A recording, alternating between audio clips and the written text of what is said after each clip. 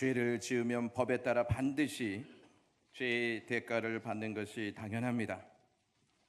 지난해 9월 딸의 친구를 자신의 집으로 유인해서 수면제를 먹이고 또 그 친구를 추행하고 다음 날 살해의 시신을 여행용 가방에 싣고 강원도 야산에 유기한 사건이 있었습니다.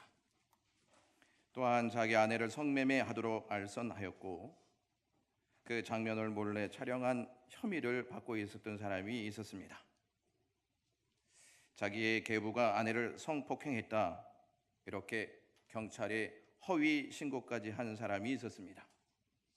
이 사람의 이름은 이영학이라고 하는 사람입니다. 이 사람의 범행이 드러나자 나라는 떠들썩하였습니다.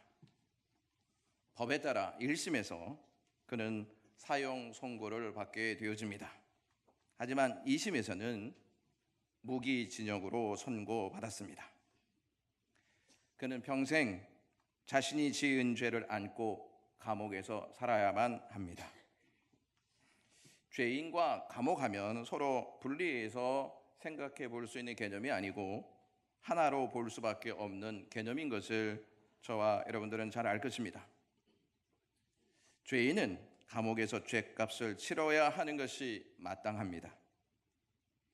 이렇게 우리는 감옥과 죄인을 하나로 보기에 감옥과 분리된 삶을 살아가는 자들, 즉 감옥 밖에서 삶을 살아가고 있는 자들에 대해서는 죄인이라고 생각하지 않는 경향이 있습니다. 그런데 감옥 밖에 있다고 해서 죄와 분리된 삶을 살아가신다고 생각하십니까? 감옥 밖에 있다고 해서 두려움과 후회, 죄책감과 수치스러움을 느끼지 않고 살아가고 있느냐 하는 것입니다. 감옥 밖에 있으면서 절망과 우울함 앞에 자유로움을 느끼고 삶을 살아가십니까? 감옥 밖에 죄가 있으니까 감옥 안으로 들어가는 거 아니겠습니까? 감옥은 두 종류가 있습니다. 하나는 우리의 몸을 가두는 감옥이 있고 다른 하나는 우리의 마음을 가두는 감옥이 있습니다. 죄는 우리의 몸만이 아닌 우리의 마음까지 가둔다는 것을 명심하셔야 합니다. 우리는 두려움과 후회 그리고 죄책감과 수치스러움에 시달리면서 고통당하는 시간들이 굉장히 많습니다. 왜냐하면 죄가 우리의 마음을 사로잡고 있기 때문입니다. 일상에서 갑자기 두려움이 찾아와 마음이 불안해지고 뭔지는 잘 모르지만 수치스러움에 사로잡혀 힘겨운 시간을 보낼 때가 있지 않습니까? 또한 자꾸 이렇게 살아서 뭐하나 하고 지내온 시간들을 후회하면서 한숨을 내쉬면서 사시지는 않습니까? 이렇게 죄는 우리의 몸뿐만 아니라 마음을 두려움과 후회 그리고 죄책감과 수치스러움에 가두어 버립니다. 두려움과 후회 그리고 죄책감과 수치스러움은 특정한 사람에게만 나타나는 것이 아닙니다. 감옥에 있는 사람에게만 나타나는 것이 아니라는 사실입니다. 이것은 국경을 넘고 지위 고하를 막론하고 남녀노소를 불문하고 모두에게 다 나타나는 현상입니다. 과연 이 땅에서 두려움과 후회 그리고 죄책감과 수치스러움 없이 살아가는 사람이 있다고 여러분 생각하십니까? 아담과 하와가 죄를 짓자 가장 먼저 했던 것은 숲으로 도망가서 숨는 것이었습니다. 그들은 두려움과 후회 그리고 죄책감과 수치스러움에 사로잡혀 있었기 때문에 숨는 행동을 한 것입니다. 이것이 죄 지은 모든 사람들에게 나타나는 모습이라 하는 사실입니다. 그러므로 보이는 감옥에 갇혀 있든지 간에 마음에서 두려움과 후회, 죄책감과 수치스러움 여기에 갇혀 있다면 죄인인 것입니다. 하지만 사람들은 죄로 인해 갇혀 있으면서 자신이 죄인이라는 사실을 전혀 인정하지 아니하려고 하고 회피하려고 합니다.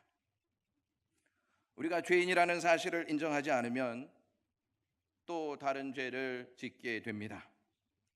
요한일서 1장 10절 말씀 보시면 만일 우리가 범죄하지 아니한다 하면 하나님을 거짓말하는 이로 만드는 것이니 또한 그의 말씀이 우리 속에 있지 아니하니라 이렇게 말씀합니다. 자신이 죄인이라는 사실을 인정하지 않으면 자신을 속일 뿐만 아니라 하나님을 거짓말하는 분으로 만들게 된다는 것입니다. 여기에서 끝나지 않고 우리가 죄인이라고 하는 사실을 인정하지 않으면 무엇이 절대적으로 필요한지를 알지 못한 채 살아갑니다. 무엇이 필요한지 알지 못한 채 살아가면 엉뚱한 것을 얻으려 발버둥 치다가 나중에 가서는 솔로몬처럼 헛되고 헛된 것을 위해 살았구나 하면서 후회하는 인생이 되고 맙니다. 후회하면서 인생을 마감하고 싶으시다면 나는 죄인이 아니야 이렇게 이 사실을 인정하시면 될 것입니다. 여러분들은 무엇 때문에 교회를 다니십니까? 여러 가지 이유가 있을 것입니다.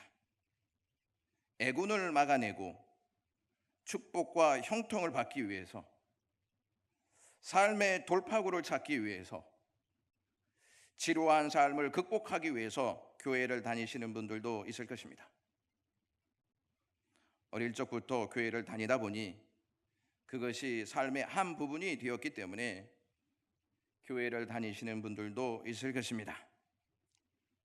그러나 우리가 교회를 다녀야 하는 이유는 성경을 통해 분명히 깨닫고 있어야 합니다. 성경은 우리가 죄인이라고 선포합니다. 그리고 죄인인 우리가 구해야 할 것이 은혜인 것을 알려줍니다.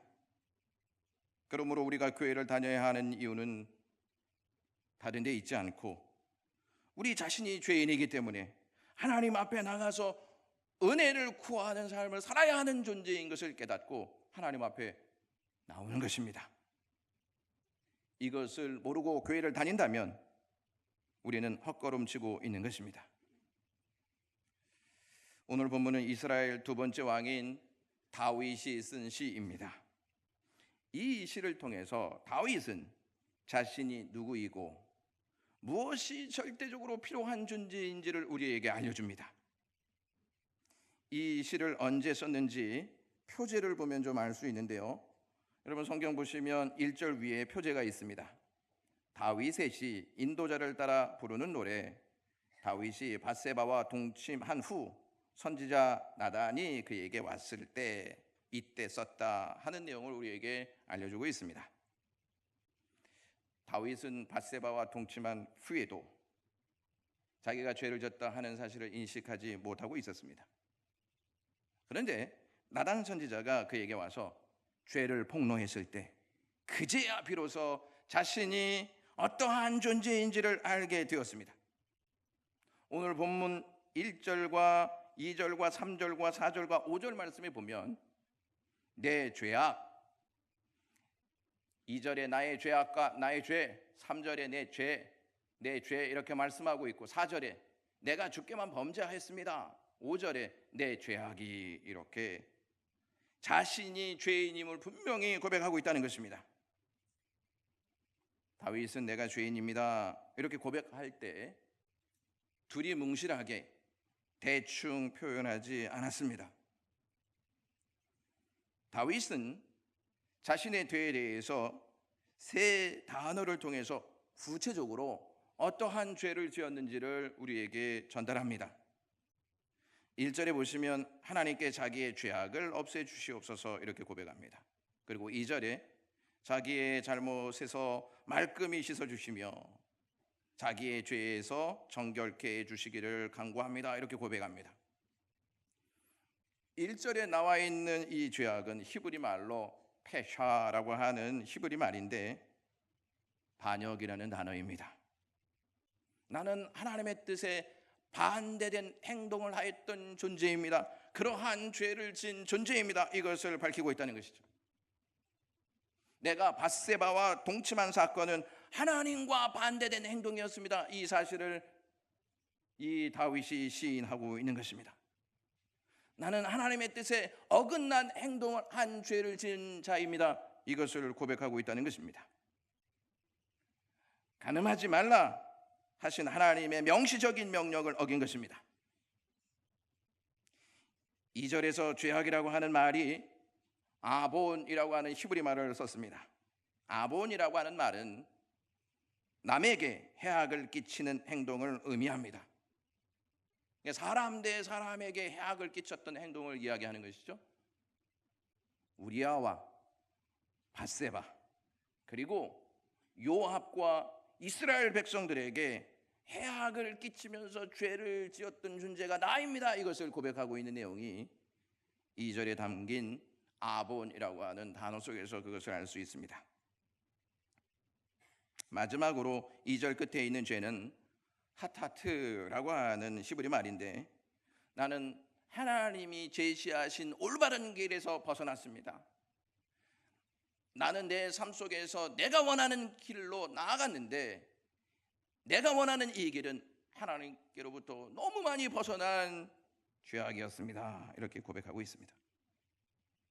여러분, 죄는요 수직적인 하나님과의 관계, 수평적인 인간과의 관계를 다 파괴시켜버리는 힘이 있습니다. 죄는 수직적인 하나님과의 관계, 수평적인 인간과의 관계에 큰 영향을 미친다는 것입니다. 이렇게 자기가 어떠한 죄를 졌는지 고백한 다음에 4절에 다윗이 이렇게 고백하는 내용이 있습니다. 내가 주께만 범죄하여 이렇게 말하고 있습니다. 여러분, 분명히 다윗은 하나님께 죄를 졌고 우리아와 밧세바와 요압과 이스라엘 백성들에게 죄를 졌다 이렇게 이야기하지 않고 있습니까? 그런데 지금 4절에서 하나님께만 범죄하였다 이 말이 무슨 의미라고 생각하십니까? 이 말은 밧세바에게 우리아에게 요압에게 이스라엘 백성들의 한 죄가 곧 하나님께 한 것이라는 의미입니다. 그러므로 주께서 너 죄인이다 이렇게 말씀하실 때 주님의 말씀은 다 옳습니다. 주께서 나를 심판하신다고 말씀하면 나는 아무런 말도 할 수 없는 죄인입니다. 그것을 4절에서 기록하고 있습니다. 죄는 하나님과의 관계를 분리하게 만들고 하나님의 심판과 연합하게 만듭니다. 자신의 죄가 어떠한 죄인지를 깨달은 다음에 다윗은 이렇게 하나님께 간구합니다. 1절 말씀 우리 다 같이 읽어보도록 하겠습니다. 하나님이여 주의 인자를 따라 내게 은혜를 베푸시며 주의 많은 긍휼을 따라 내 죄악을 지워주소서 이렇게 고백합니다. 죄인이 구해야 할 것, 죄인에게 절대적으로 필요한 것이 하나님의 은혜밖에 없다는 사실을 그의 간구 속에서 저와 여러분들이 들어야 할 것입니다. 다윗은 이스라엘 나라의 최고의 통치자 왕이었습니다. 그는 직분으로 자신의 죄를 감출 수 있는 힘을 가지고 있었습니다. 그런데 자기가 가지고 있는 그 힘으로 자신의 죄를 감추고 있지 않다 하는 것을 여기서 발견해 볼 수 있습니다. 우리 사회를 보시면 사람들은 자기가 가지고 있는 신분, 자기가 가지고 있는 물질, 자기가 가지고 있는 스펙, 자기가 가지고 있는 권력으로 죄를 감추려고 합니다. 죄를 감춘다고 해서 해결되는 것이 있다고 생각하십니까? 죄는 그냥 감춰질 뿐이지 여전히 그 죄는 영향력을 행사한다는 것입니다. 다윗이 자신의 죄악을 이야기하면서 1인칭 인칭 대명사를 사용합니다. 내 죄가 자꾸 자신을 언급하면서 내가 죄인이다 라고 하는 사실을 강조하고 있습니다.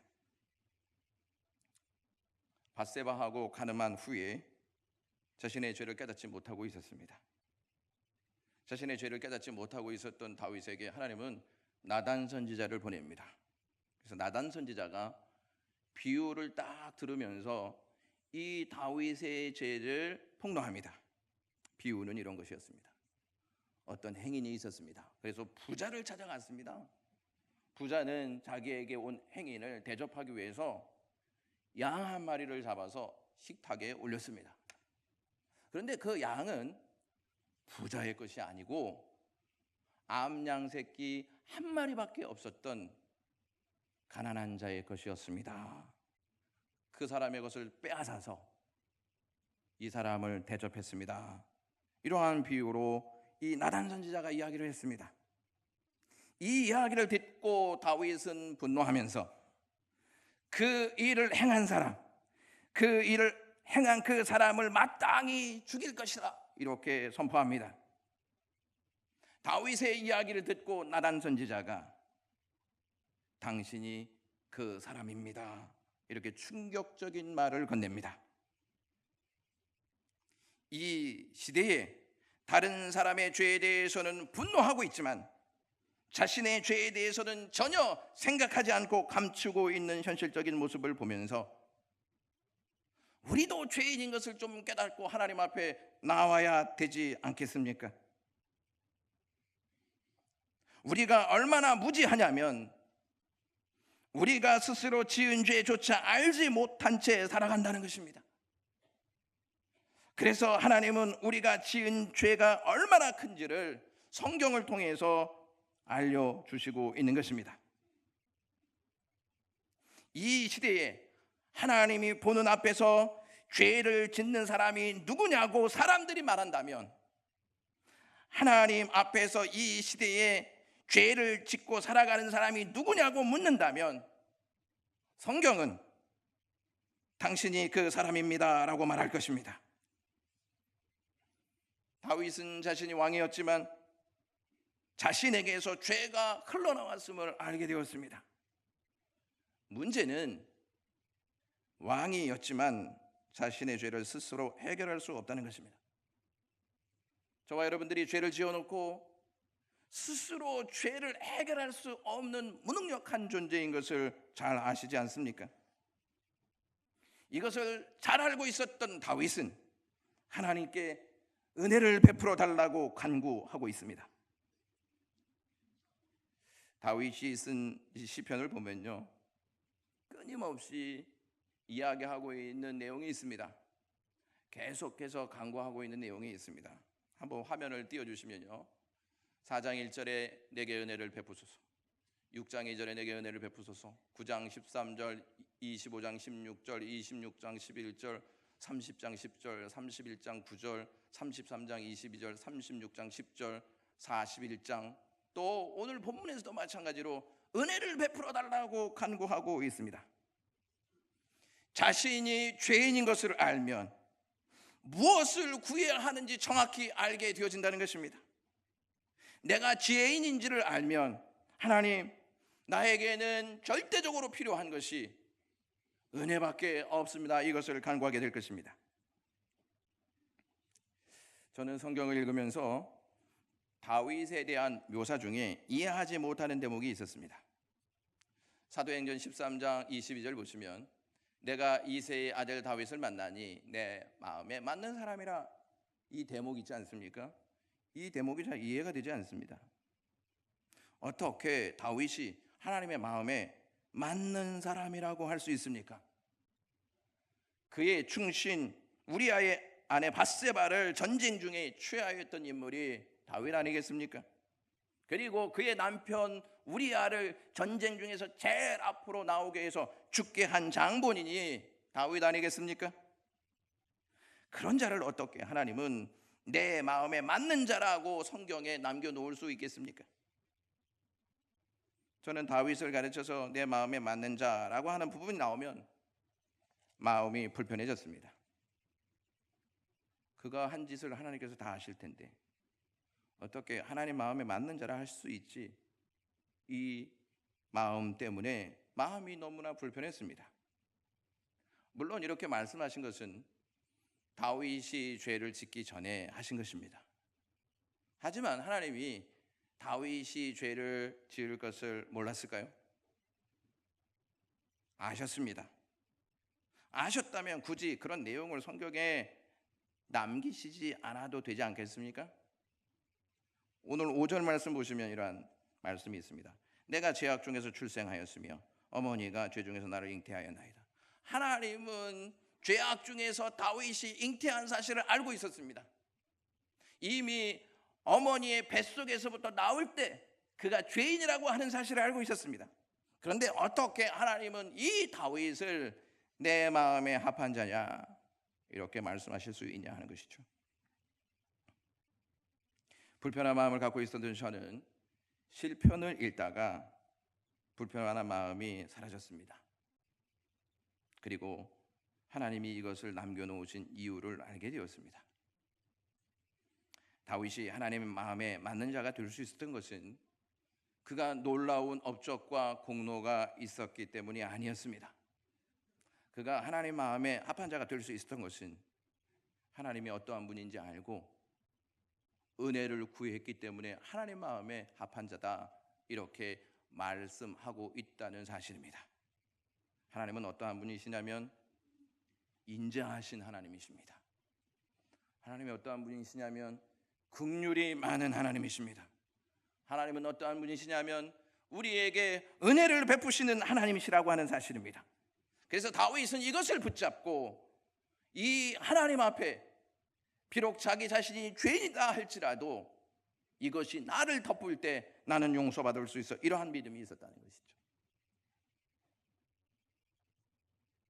하나님은 우리를 위해서 인자와 긍휼로 대하실 것을 미리 성경에서 약속하셨습니다.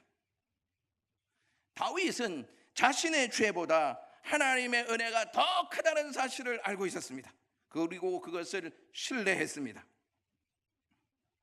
여러분, 우리가 죄를 지면 자꾸 숨는 이유가 뭔지 아십니까? 내 죄가 너무 커 보이기 때문입니다. 왜 세상 속으로 숨어 들어가는지 아십니까? 내 죄가 너무나 많다는 사실을 알면 알수록 하나님 앞에 설 수 없다 하는 사실을 알게 되는 것이죠. 그래서 자꾸 숨으려고 하는 것입니다. 그런데 오늘 다윗은 자기 자신이 가지고 있는 죄보다 자기가 지은 죄보다 하나님의 인자하심이 더 크고 자기가 지은 많은 죄악보다 하나님의 긍휼이 더 많다 이것을 신뢰하고 믿음을 가지고 나와서 그 사실을 알고 하나님 앞에 은혜를 구하고 있다는 것입니다. 그래서 하나님은 다윗이 내 마음에 합한 자라 이렇게 말씀하고 있는 것입니다. 여러분, 아파서 고통스러워하고 있는데 가족들이 대수롭지 않게 생각하고 그냥 방치해 두신다면 여러분들은 어떠한 마음을 가지실 것 같습니까? 누가 나를 방치해 둔다면 그것만큼 고통스러운 일이 어디 있겠습니까? 다른 사람이 나를 방치하는 것도 문제인데요, 우리가 우리 스스로를 방치해 두는 것은 더 큰 문제입니다. 죄인임에도 불구하고 은혜를 갈망하지 않는다? 그러면 여러분들은 여러분 자신을 그대로 방치해 두는 것과 똑같습니다. 핸드폰이 배터리가 없으면 더 이상 그 기능을 할 수가 없습니다.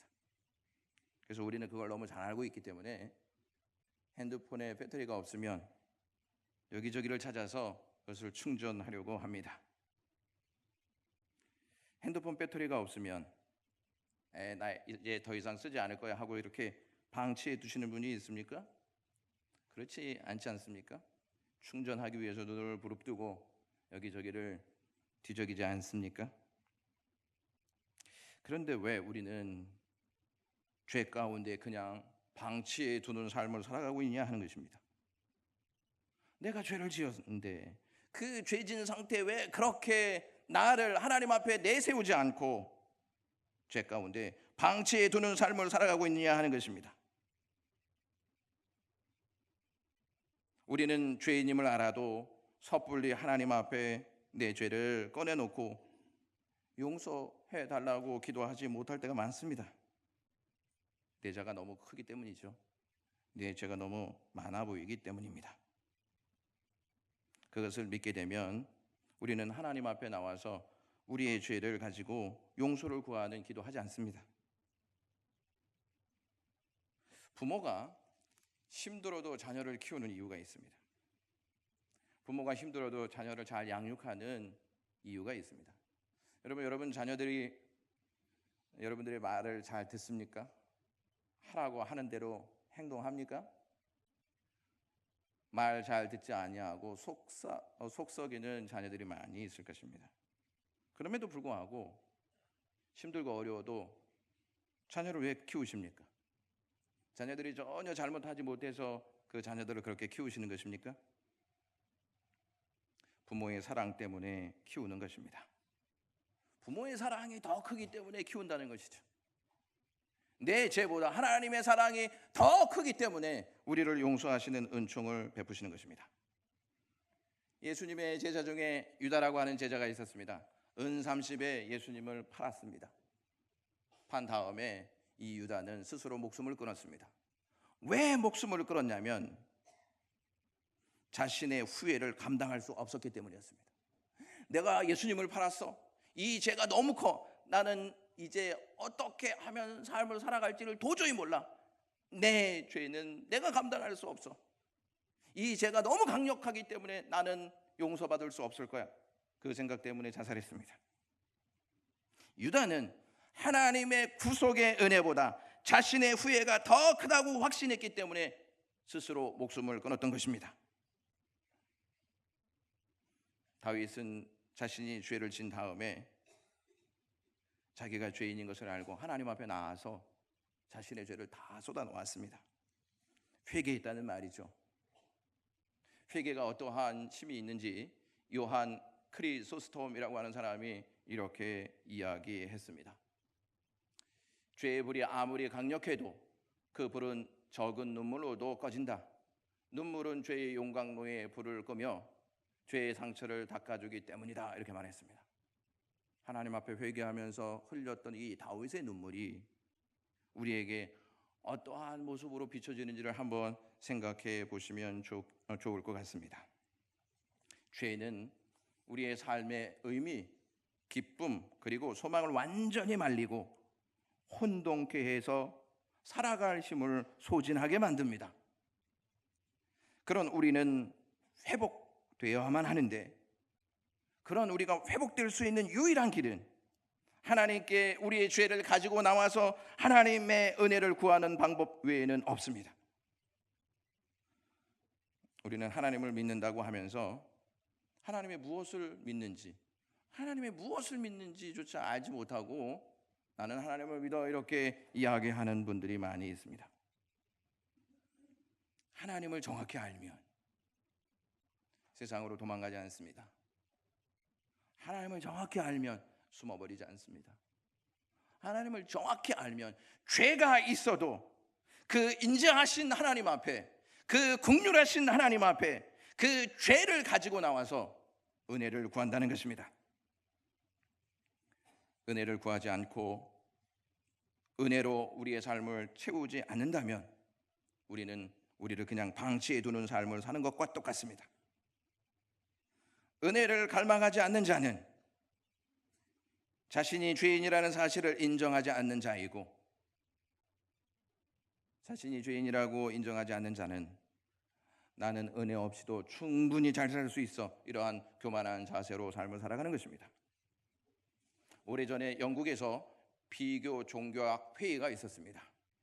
신학자들이 모여서 룸을 정해놓고 주제를 가지고 회의를 했습니다. 그 회의의 주제는 이런 것이었습니다. 기독교만이 가지고 있는 독특성이 무엇이냐? 기독교만이 가지고 있는 내용이 무엇이냐?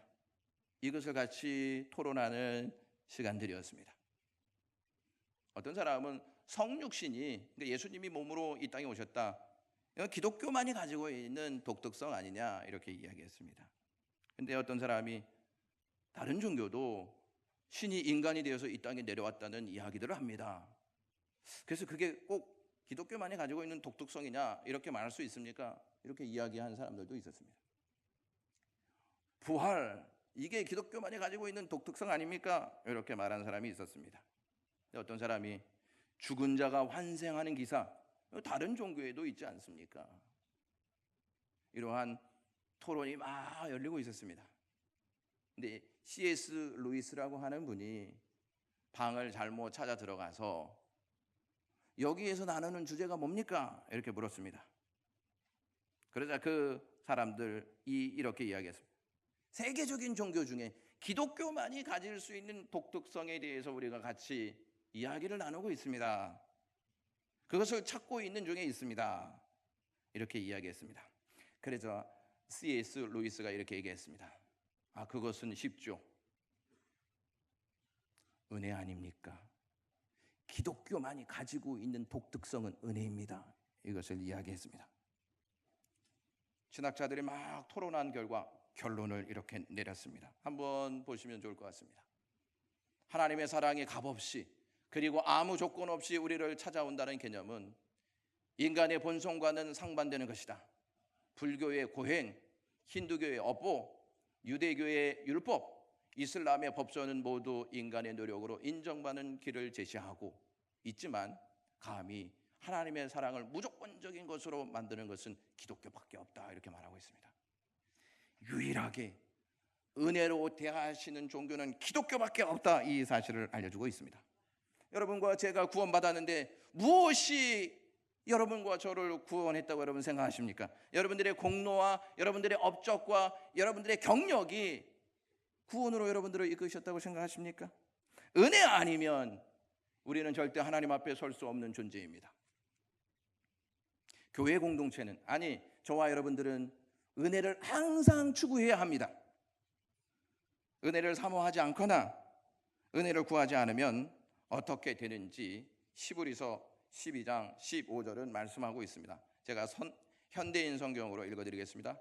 여러분 가운데 하나님의 은혜를 받지 못하는 사람이 아무도 없도록 잘 살피십시오. 그리고 쓴 뿌리와 같은 사람들이 생겨 많은 사람을 괴롭히거나 더럽히지 못하게 하십시오.